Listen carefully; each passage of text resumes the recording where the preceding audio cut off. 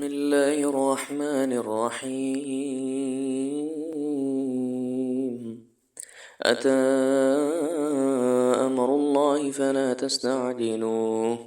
سبحانه وتعالى عما يشركون. ينزل الملائكة بالروح من أمره على من يشاء من عباده أن أنذروا أنه لا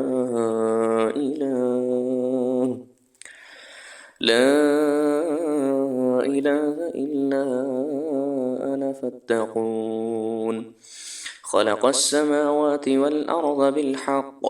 تعالى عما يشركون. خلق الإنسان من نطفة فإذا هو خصيم مبين. والأنعام خلقها لكم فيها دفء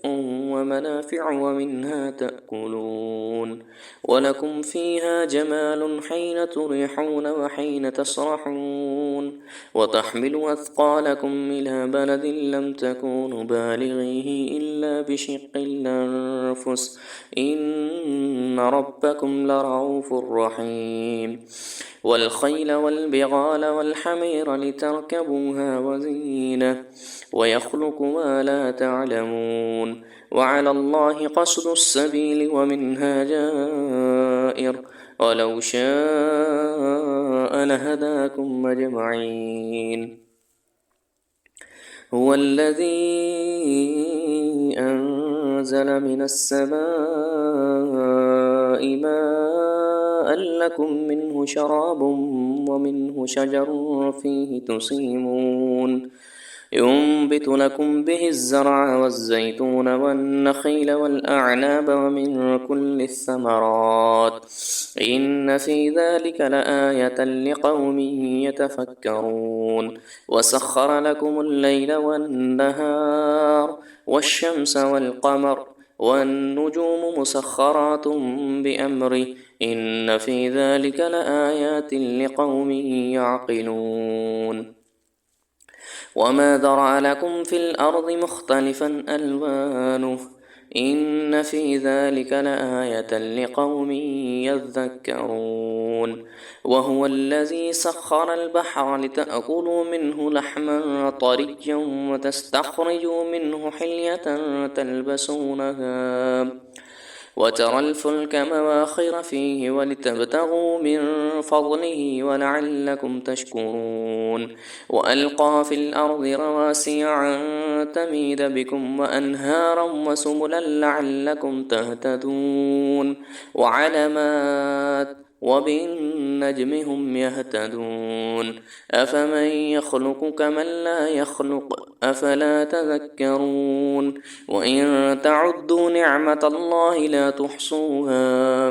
إن الله لغفور رحيم. والله يعلم ما تسرون وما تعلنون. والذين يدعون من دون الله لا يخلقون شيئا وهم يخلقون أموات غير أحياء وما يشعرون أيان يبعثون.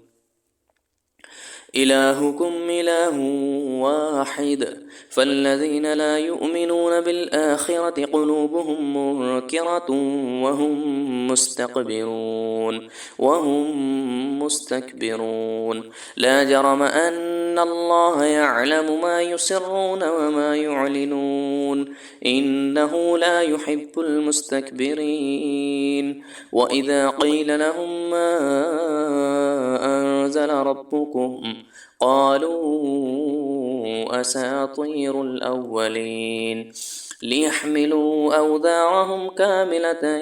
يوم القيامة ومن أوزار الذين يضلونهم بغير علم ألا ساء ما يضرون. قد مكر الذين من قبلهم فأتى الله بنيانهم من القواعد فخر عليهم السقف من فوقهم وأتاهم العذاب من حيث لا يشعرون.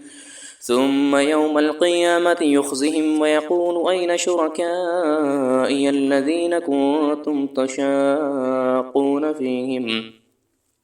قال الذين أوتوا العلم إن الخزي اليوم والسوء على الكافرين الذين تتوفاهم الملائكة ظالمي أنفسهم فألقوا السلم ما كنا نعمل من سوء بلى إن الله عليم بما كنتم تعملون فادخلوا أبواب جهنم خالدين فيها فلبئس مثوى المتكبرين وقيل للذين اتقوا ماذا أنزل ربكم قالوا خيرا للذين أحسنوا في هذه الدنيا حسنة ولدار الآخرة خير ولنعم دار المتقين جنات عدن يدخلونها تجري من تحتها الأنهار لهم فيها ما يشاءون كذلك يجزي الله المتقين الذين تتوفاهم الملائكة طيبين يقولون سلام عليكم ادخلوا الجنة بما كنتم تعملون هل ينظرون إلا أن تأتيهم الملائكة أو يأتي أمر ربك كذلك فعل الذين من قبلهم وما ظلمهم الله ولكن كانوا أنفسهم يظلمون فأصابهم سيئات ما عملوا وحاق بهم ما كانوا به يستهزئون وقال الذين أشركوا لو شاء الله ما عبدنا من دونه من شيء نحن ولا آباؤنا ولا حرمنا من دونه من شيء كذلك فعل الذين من قبلهم فهل على الرسل إلا البلاغ المبين ولقد بعثنا في كل أمة رسولا أن اعبدوا الله واجتنبوا الطاغوت فمنهم من هدى الله ومنهم من حقت عليه الضلالة فسيروا في الأرض فانظروا كيف كان عاقبة المكذبين إن تحرص على هداهم فإن الله لا يهدي من يضل وما لهم من ناصرين وأقسموا بالله جهد أيمانهم لا يبعث الله من يموت بلى وعدا عليه حقا ولكن أكثر الناس لا يعلمون ليبين لهم الذي يختلفون فيه وليعلم الذين كفروا أنهم كانوا كاذبين إنما قولنا لشيء إذ أردناه أن نقول له كن فيكون والذين هاجروا في الله من بعض ما ظلموا لنبوئنهم في الدنيا حسنة ولأجر الآخرة أكبر لو كانوا يعلمون الذين صبروا وعلى ربهم يتوكلون وما أرسلنا من قبلك إلا رجالا نوحي إليهم فاسألوا أهل الذكر إن كنتم لا تعلمون بالبينات والزبر وأنزلنا إليك الذكر لتبين للناس ما نزل إليهم ولعلهم يتفكرون أفأمن الذين مكروا السيئات أن يخسف الله بهم الأرض أو يأتيهم العذاب من حيث لا يشعرون أو يأخذهم في تقلبهم فما هم بمعجزين أو يأخذهم على تخوف فإن ربكم لرؤوف رحيم أولم يروا إلى ما خلق الله من شيء يتفيأ ظلاله عن اليمين والشمائل سجدا لله وهم داخرون ولله يسجد ما في السماوات وما في الأرض من دابة والملائكة وهم لا يستكبرون يخافون ربهم من فوقهم ويفعلون ما يؤمرون وقال الله لا تتخذوا إلهين اثنين إنما هو إله واحد فإياي فارهبون وله ما في السماوات والأرض وله الدين واصبا أفغير الله تتقون وما بكم من نعمة فمن الله ثم إذا مسكم الضر فإليه تجأرون ثم إذا كشف الضر عنكم إذا فريق منكم بربهم يشركون ليكفروا بما آتيناهم فتمتعوا فسوف تعلمون ويجعلون لما لا يعلمون نصيبا مما رزقناهم تالله لتسألن عما كنتم تفترون ويجعلون لله البنات سبحانه ولهم ما يشتهون وإذا بشر أحدهم بالأنثى ظل وجهه مسودا وهو كظيم يتوارى من القوم من سوء ما بشر به أو يمسكه على هون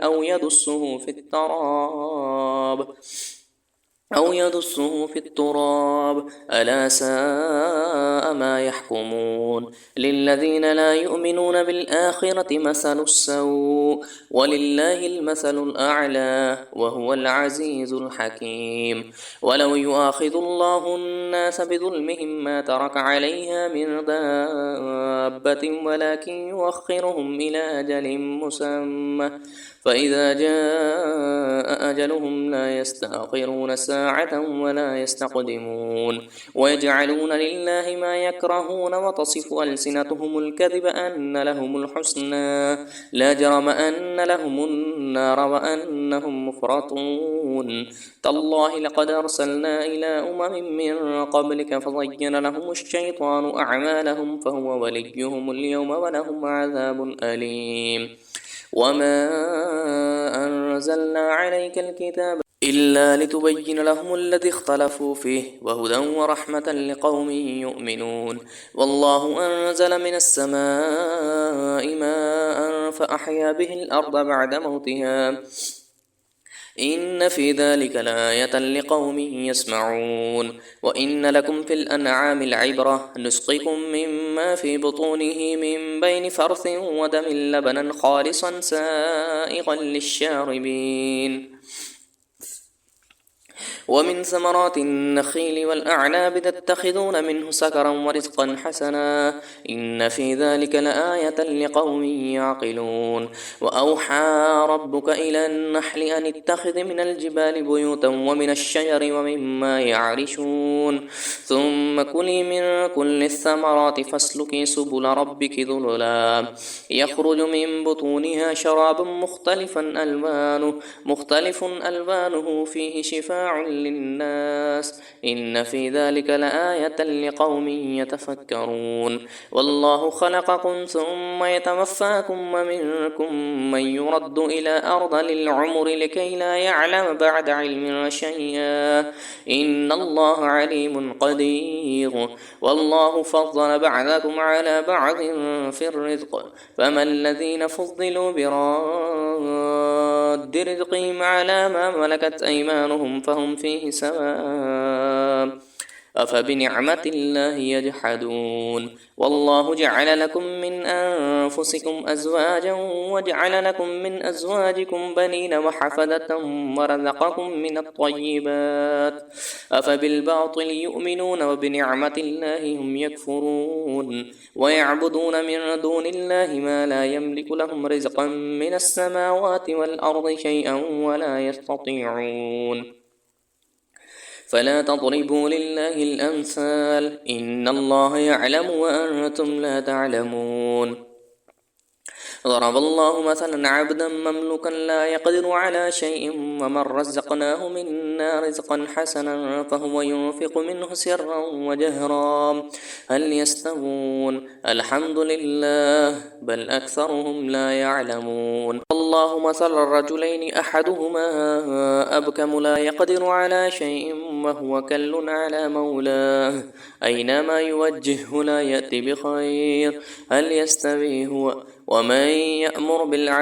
ومن يأمر بالعدل وهو على صراط مستقيم ولله غيب السماوات والأرض وما أمر الساعة إلا كلمح البصر أو هو أقرب إن الله على كل شيء قدير والله أخرجكم من بطون أمهاتكم لا تعلمون شيئا وجعل لكم السمع والأبصار والأفئدة لعلكم تشكرون ألم يروا إلى الطير مسخرات في جو السماء ما يمسكهن إلا الله إن في ذلك لآيات لقوم يؤمنون والله جعل لكم من بطونكم سكنا وجعل لكم من جلود الأنعام بيوتا تستخفونها يوم ظعنكم ويوم إقامتكم ومن أصوافها أوبارها وأشعارها أثاثا ومتاعا إلى حين والله جعل لكم مما خلق ظلالا وجعل لكم من الجبال أكنانا وجعل لكم سرابل تقيكم الحر وسرابل تقيكم بأسكم كذلك يتم نعمته عليكم لعلكم تسلمون فإن تولوا فإنما عليك البلاغ المبين يعرفون نعمة الله ثم ينكرونها وأكثرهم الكافرون ويوم نبعث من كل أمة شهيدا ثم لا يؤذن للذين كفروا ولا هم يستعتبون وإذا رأى الذين ظلموا العذاب فلا يخفف عنهم ولا هم ينظرون وإذا رأى الذين أشركوا شركاءهم قالوا ربنا هؤلاء شركاؤنا الذين كنا ندعو من دونك فألقوا إليهم القول إنكم لكاذبون وألقوا إلى الله يومئذ السلم وضل عنهم ما كانوا يفترون الذين كفروا وصدوا عن سبيل الله زدناهم عذابا فوق العذاب بما كانوا يفسدون ويوم نبعث في كل أمة شهيدا عليهم من أنفسهم وجئنا بك شهيدا على هؤلاء ونزلنا عليك الكتاب تبيانا لكل شيء وهدى ورحمة وبشرى للمسلمين إن الله يأمر بالعدل والإحسان وإيتاء ذي القربى وينهى عن الفحشاء والمنكر والبغي يعظكم لعلكم تذكرون وأوفوا بعهد الله إذا عاهدتم ولا تنقضوا الأيمان بعد توكيدها وقد جعلتم الله عليكم كفيلا إن الله يعلم ما تفعلون ولا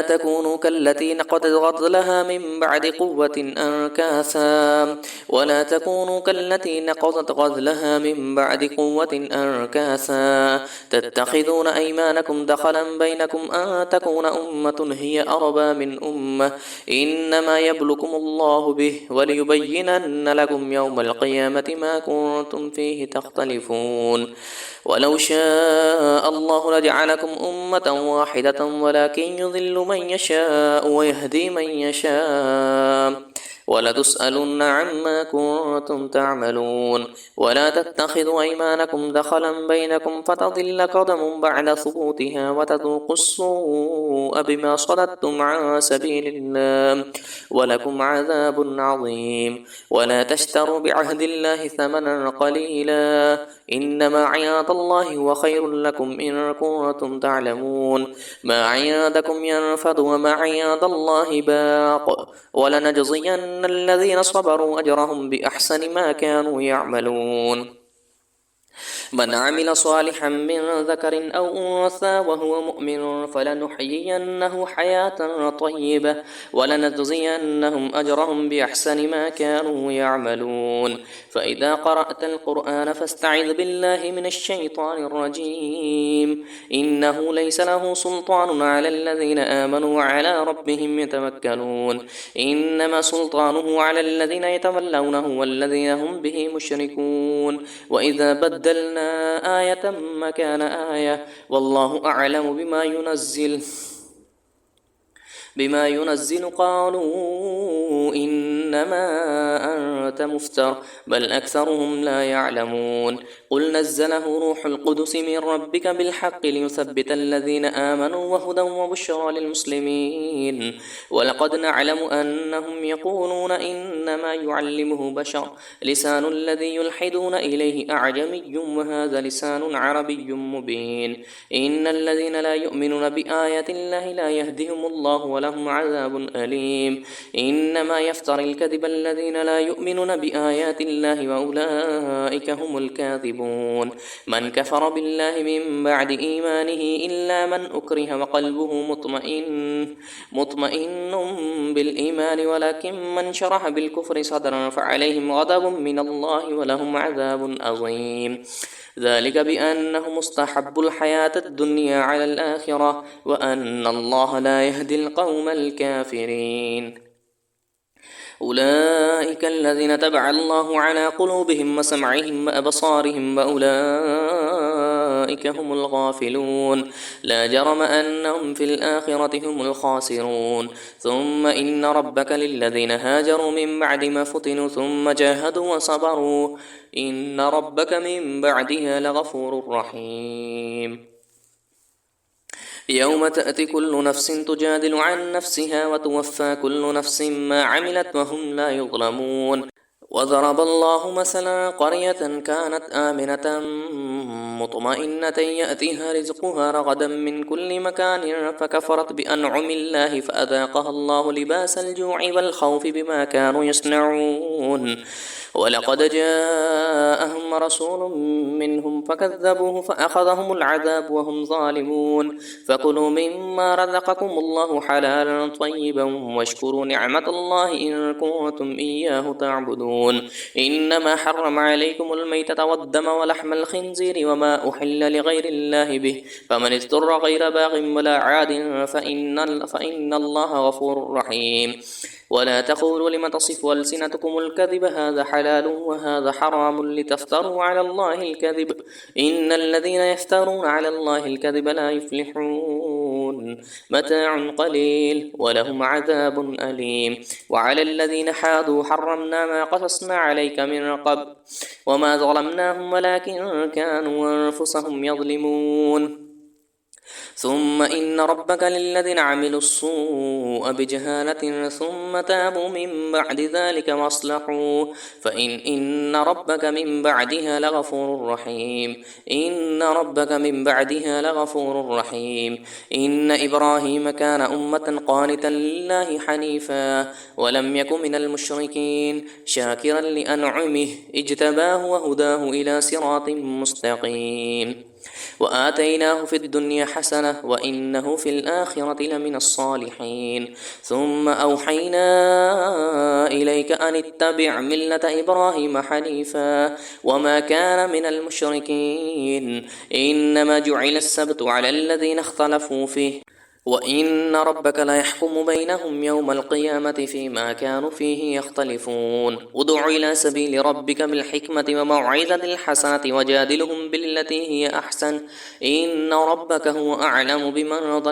ضل عن سبيله وهو أعلم بالمهتدين وإن عاقبتم فعاقبوا بمثل ما عوقبتم به ولئن صبرتم لهو خير للصابرين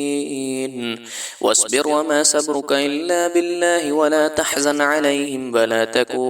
ولا تك في ضيق مما يمكرون إن الله مع الذين اتقوا والذين هم محسنون صدق الله العظيم.